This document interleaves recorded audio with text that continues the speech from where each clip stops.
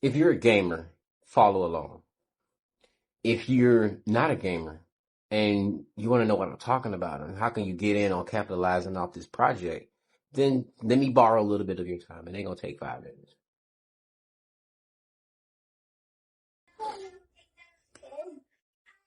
How are we gonna make money off GTA 6? Let me explain to you the Clarity Act, okay? There's a specific passage in the Clarity Act, and it removes the legal barriers that Rockstar had him holding them up to get you paid. Let me explain. Good collectible and other non-commodity asset, a digital asset that has value, utility, or significance beyond its mere existence as a digital asset, including the digital equivalent of a tangible or intangible good, such as a work of art, musical composition, literary work, or other intellectual properties, collectible merchandise, virtual land, and video game assets. Affinity rewards loyalty points, including airline miles or credit card points that are not primarily speculative in nature, or rights, licenses, and tickets. Oh. You can afford a PlayStation 5 Pro, which is probably going to run you about $1,200. I'm just keeping it real with you. Like I said in my last video, gaming is now a luxury. All right, so what does that mean for you and me, the real world money players? So how does the girl? What does the Clarity Act do? What it does is it strips away it strips away all the barriers around, digital commodities. You'll be all right. And it's not just wild speculation. I mean, they don't spend $1 billion on this game, and they're not spending $1 billion developing the game. They're spending $1 billion developing the ecosystem in order to support their vision of what they want the game ultimately to achieve. And that's for players to be consistently engaged with their servers. Rockstar makes about $1.3 million a day. On a good year, that's $500 million. Just in shark card sales, they've brought in $5 billion. They made $3 billion their first. I think they probably only made like $1.5 billion the first day of release for Grand Theft Auto 5, and then it shot up to 3 a few months later after they released Grand Theft Auto Online. So the world of microtransactions, if you're a gamer, it has been building, it has been accruing in every game. You buy a skin designed by this person, that person gets some kind of reward for creating that skin, etc. You get a new type of weapon in some kind of game. That person that wrote out the coding for that weapon is, now receiving some kind of compensation for his contribution to the platform. So now that we have, let's just hear me out, because I might be over speculating, right?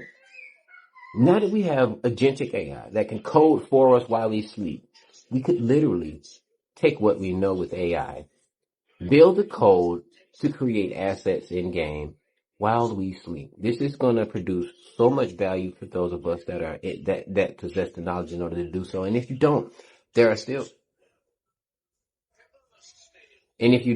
still ways in order for you to get caught up with this system, and then hopefully you learn it. That's why Rockstar has been leaning in, to the creators aspect of Grand Theft Auto Online so heavily for the past year.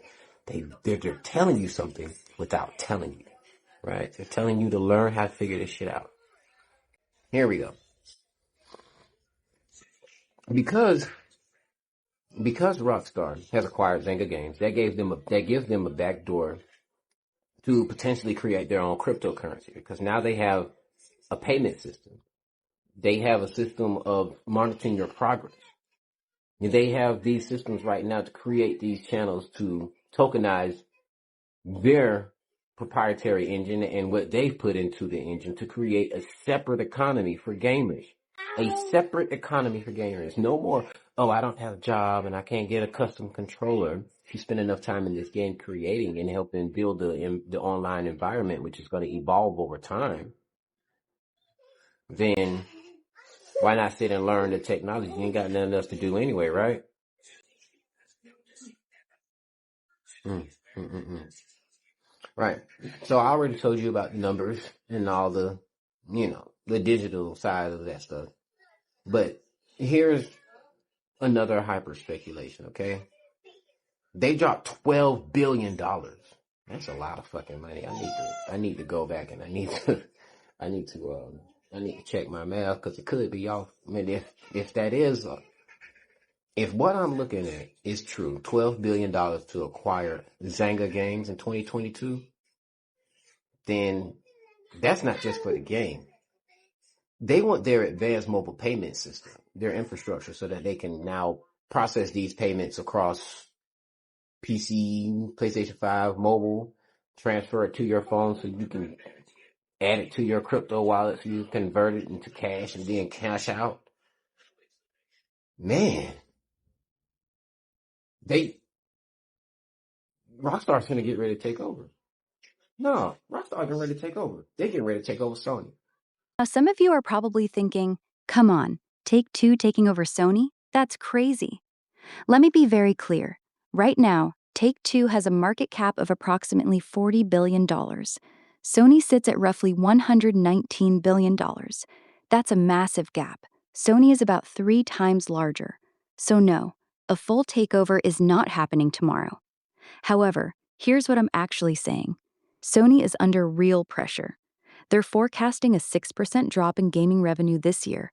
They just gave up majority control of their TV business, and gaming is basically carrying the entire company right now. Meanwhile, Take-Two is projecting record net bookings for fiscal 2026 and 2027, almost entirely driven by GTA 6. If GTA 6 becomes the monster everyone expects, and GTA 6 Online turns into a long-term cash machine, Take-Two's valuation could grow significantly over the next 5 to 7 years. So while a full acquisition is a long shot, the idea that Take-Two could eventually gain significant influence or even majority control of Sony is not completely ridiculous in the long term. Right. So I already told you about the numbers and all the digital side of that stuff. But here's another hyper speculation, okay? They dropped $12 billion. That's a lot of fucking money. I need to go back and I need to check my math because it could be off. I mean, if that is if what I'm looking at is true, $12 billion to acquire Zynga Games in 2022. You're closing your deal with Zynga, your pure play gaming. We've got Microsoft and Activision on another side, and EA potentially looking for a buyer, potentially a non-game players like a Comcast, like an Apple, et cetera. How do you think about that world in which you fit, where you're pure play and your competitors potentially are teaming up with bigger tech companies? Well, look, at the end of the day, our job collectively and individually is to make hits. And we have sufficient resources, to say the least now, to deliver hits, not just across console and PC, but also, of course, in the mobile market as well. Mobile will now represent 50% of our net bookings. So with that being said, you know what I'm saying? Damn, she cute. Since Rockstar done required all the real world assets necessary and actually has a proven track record that people are willing to spend real in game money, like hard money, and they have a real economy behind it. They got proven sales with shark cards. I mean, they got proven sales with GTA Plus, and they're showing that the economy is really working in game. They now have all the legal barriers put down for them to, start their own cryptocurrency. And why not? Everybody else has started their own cryptocurrency. It only seems right for Rockstar to hop on the bandwagon of crypto technology and using the acquisition of Zynga Games, give players the ability to cash out on the time that they spend in Grand Theft Auto Online. This is finna be big. If you've been keeping up with Sony has sold their technology, the advanced pixelation technology for their TVs and stuff, Bravia and all that shit, 4K and all that high resolution shit. They sold that to TCL. That's a Chinese company. They sold that to TCL. Sony is a Japanese company.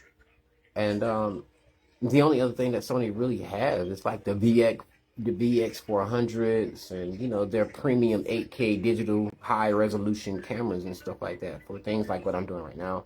creating videos and shooting content and all that stuff, high resolution. And besides all of that, they really don't have a niche that they can sit in except for gaming. Sony takes over the game. So Sony dominates the gaming world right now. PlayStation 5 console sales are a little bit slow, and they picked a really bad time, for the United States, for our economy, for them to just go up on the price of the PlayStation 5 and the PlayStation 5 Pro system like that, right? Because it's going to be like $1,200. It's $900 right now. It's going to end up being like $1,200 if you're going to get a collector's edition of GTA 6. Even if you get a regular bundle, you're looking to pay about $1,200, bro. So get your money up, like I had said, right? I've been saying that shit for months. And Sony is really in a serious situation, right? This is literally their... Can you go somewhere? I love you, bro. Okay, this is literally them throwing a Hail Mary, right? That delay. See, GTA 6 was supposed to come out, I think May 26th. It was supposed to come out May 26th.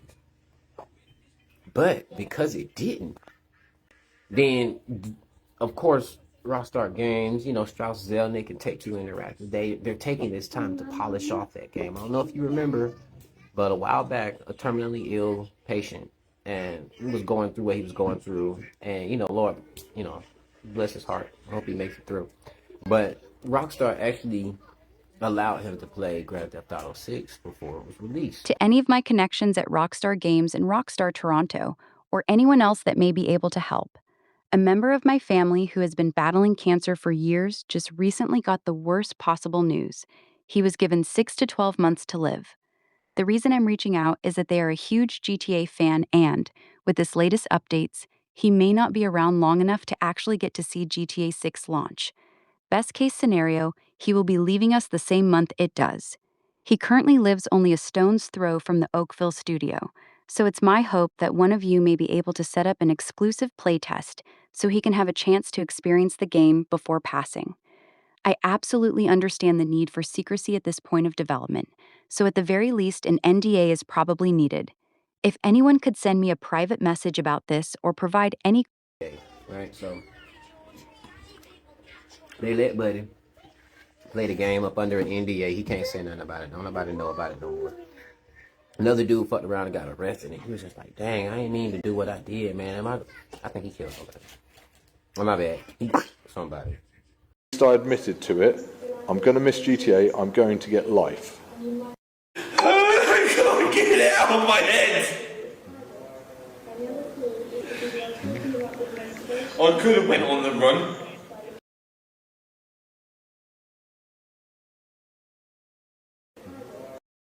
I accidentally killed her. At least I'm going to get life. So I've got Robert Rich. Which GTA? What are you talking about, Robert? 6. Oh, you got ages for that. I'm going to get life. So I've got Robert Richards on the 30th of May 2025 said the following: I accidentally killed her. At least I admitted to it. I'm going to miss GTA. I'm going to get life. This is the center. This is the cornucopia of the metaverse.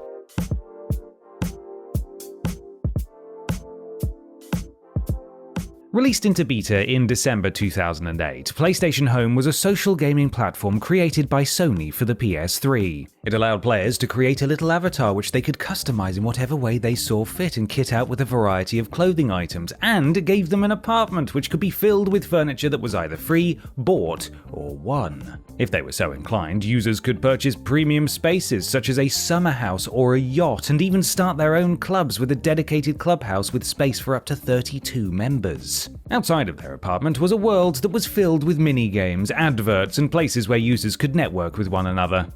Everything that the metaverse wanted to be, Grand Theft Auto Online is about to be. Okay? And think about Enjoy with the deep character customization. Think about PlayStation Home. If you never heard of it, I probably got a clip around here somewhere. Hold on, let me check. There we go. The Untold Story of PlayStation Home by Triple Jump. Let's go ahead and get PlayStation Home was officially announced in March 2007 during a keynote presentation from then SCE Worldwide Studios president Phil Harrison. Based on that announcement, it seems Sony firmly believed that the platform was the future of gaming. According to Izumi Kawanishi, corporate executive and chief technology officer of software at SCE, this is a significant step forward into the area of user community services and emergent entertainment experiences. Alright, I just want to interrupt the video and tell y'all real quick that Rockstar did file a patent for this right here, and it started to make sense, ain't it? Third-party partners can experience the next generation of communication by interacting and sharing among each other. I feel strongly that this unique blend of community, user-generated content, collaboration, and commerce will expand the future of computer entertainment. So, like I said, it's probably going to be something of the ultimate mashup of all three of those games. It's going to be a real-world economy. It's going to be like, you log in, you know how you log in and you start trading, you start doing a little day trading, you lights on, man. Keep your lights on, because this is going to be big news. Put yourself in a position right now to capitalize off of this, because I think it's time. I just really think it's time that we enter a new realm of gaming. Gaming is going into a whole new district now. With so much time spent on gaming and whatnot, it was inevitable that somebody, somewhere, with enough power and influence found ways to get us paid for this. And I would really like to know your thoughts. Tell me what you think. I'll holler at you. Peace.